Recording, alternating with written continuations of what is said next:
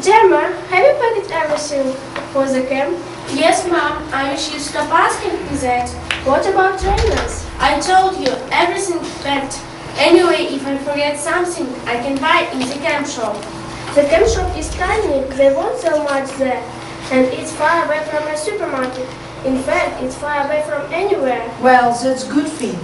What do you mean? You know what I mean, Gemma. You will be far away from Andy. He's a bit influence on you. Since you meet Andy, your behavior has changed. You're irritable with us. We don't spend enough time on your schoolwork. You go out at night without telling us what time you will be home.